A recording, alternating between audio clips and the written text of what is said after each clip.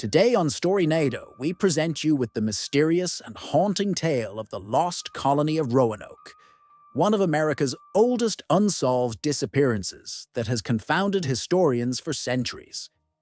Imagine the year is 1587. More than 100 men, women, and children arrive on the shores of Roanoke Island, off the coast of what is now North Carolina, brimming with hope for a prosperous new life. Led by Governor John White, they forge an uneasy existence amidst towering pine forests, brackish marshes, and the untamed wilderness of the New World. But soon, their dream of a thriving colony is replaced by something far more disturbing. White departs for England shortly after the colonists settle, tasked with securing much-needed supplies.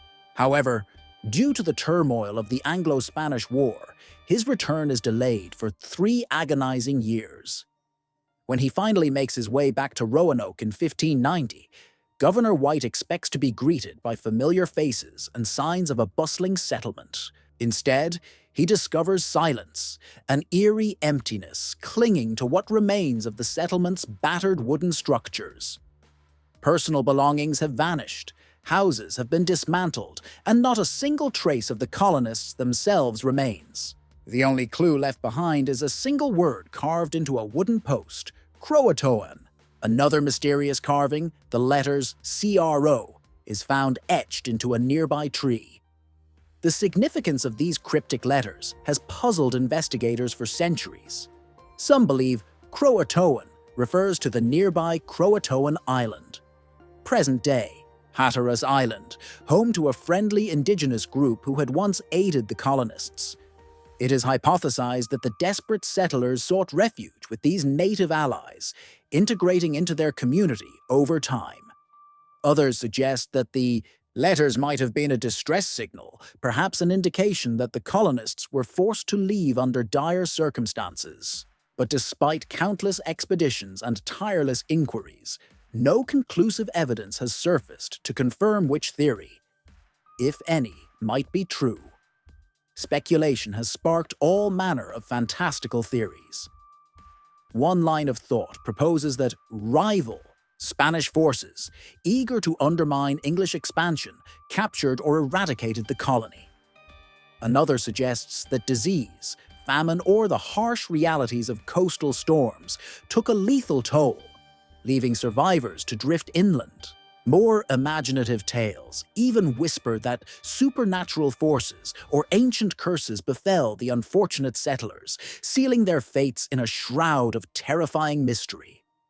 Whether driven by desperation, fear, or violence, the fate of those 115 souls remains eerily unaccounted for. Over the centuries, local legend has presented tantalizing fragments of hope. Reports of individuals with distinctly European features and knowledge of English words living among indigenous tribes have circulated. There are even the so-called Dare Stones, a series of engravings claimed to be messages left behind by Eleanor Dare, daughter of Governor White and mother to Virginia Dare, the first English child born in the New World. But subsequent investigations have deemed most of these stones to be hoaxes, and the few that appear to be genuine offer only fragmented, inconclusive insights. The story of Roanoke refuses to yield its secrets so easily. In the end, the lost colony of Roanoke remains a mystery suspended between history and legend, casting its long, tantalizing shadow across more than 4 centuries. We are left with only the echo of footprints and the haunting letters carved on a wooden post. Final breadcrumbs leading us down a winding path of wonder and speculation.